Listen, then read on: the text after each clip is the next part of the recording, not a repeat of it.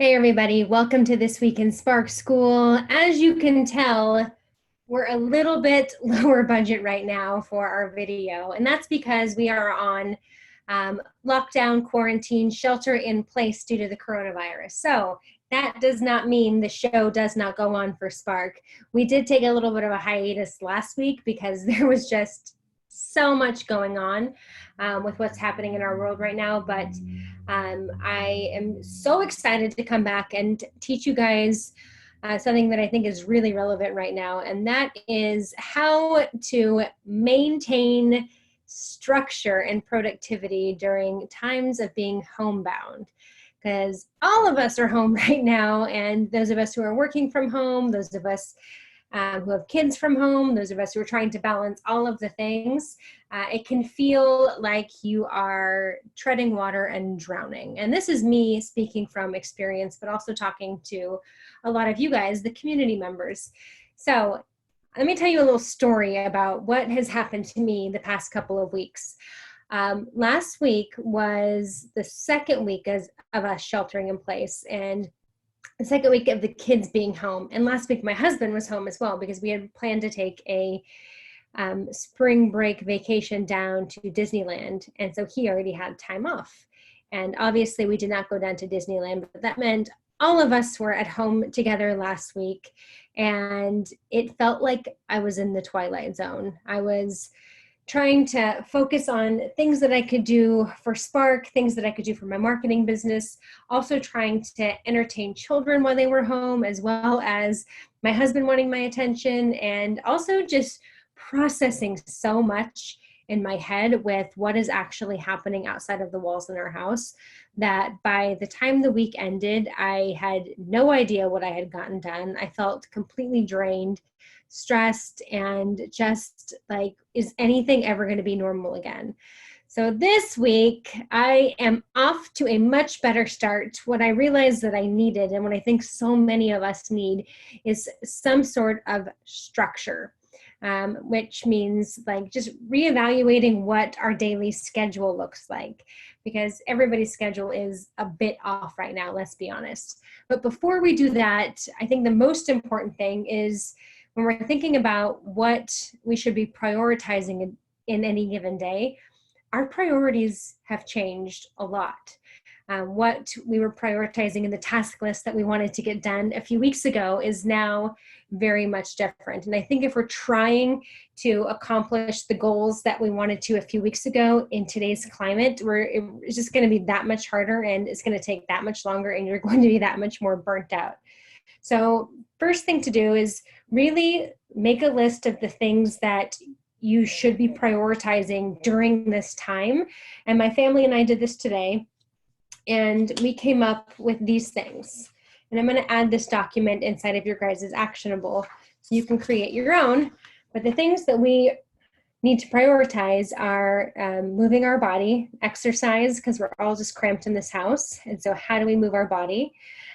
Reading, and connecting with other people that are outside of this four walls, and that's via phone or video conferencing.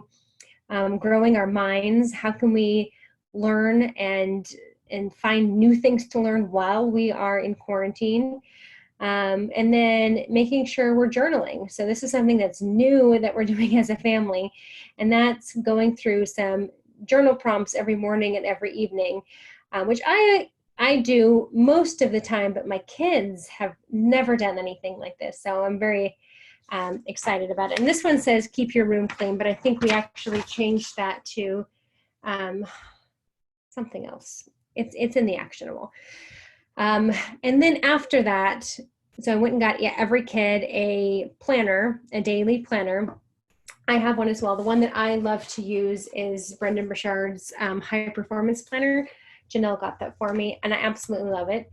And then every kid and myself is responsible for filling out our schedule on a daily basis and implementing all of those activities that we have to get done, the move your body, read, connect with others, etc., but in our own time. So whatever works for my schedule might be different for Miley's or Colin's or Jet's.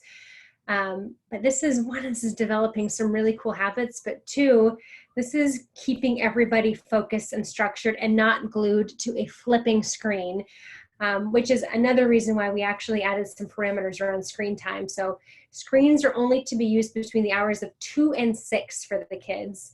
So that's a 4-hour window, and that includes TV, telephones, any sort of video game system, computers, anything like that. So if their educational time requires them to have a screen, then they're going to have to use some of that 4 hours to learn. And maybe that's even watching a documentary or something. So they are going to have to learn some time management skills with this.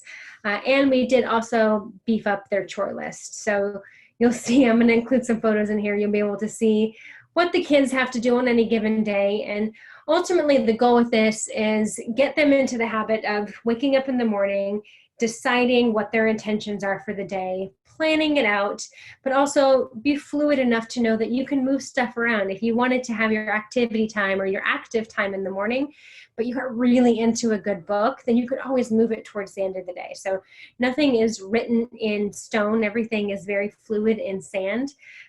But starting tomorrow, we're implementing this. So this week, your guys' actionable is to go through, if it's just you, then just make a list of what is important for you right now in this moment, with being at home and with the coronavirus happening and with all of the things that are draining you. What do you need to prioritize? And I can tell you right now, something that involves self-care needs to be on the top of that list, because right now our bodies are processing so much that emotionally, physically, mentally, we are just receiving so much information, and processing it can be incredibly exhausting. So making sure that we have a self-care routine that includes clearing your mind, whether if you are not a meditator right now is the time to start meditating, because you need to clear all of the chaos out of your mind so you can listen to your inner guidance. So if you're not even sure what you should prioritize, the number one step is going within and just listening and just asking, like,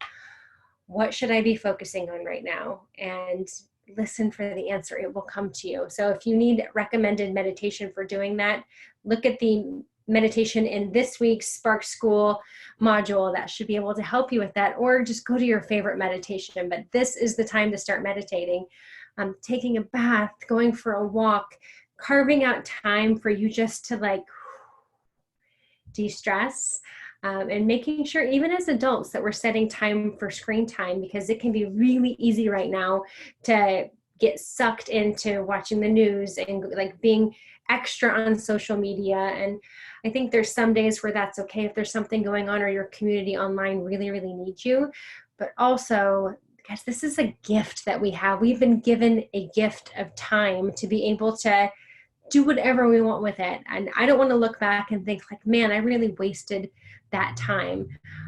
So for me, my goal is I'm just going to read more fiction, nonfiction, self-help, whatever, all types of book. I ordered 5 off Amazon last night.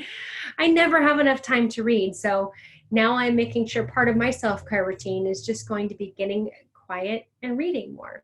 So go through this week's actionable. It's really, I think, going to help you guys with just developing some sort of structure in this crazy ass time that we're living through. And I cannot wait to hear what you think inside of the Facebook group. All right, guys, until next week, thanks for watching this episode of Spark School.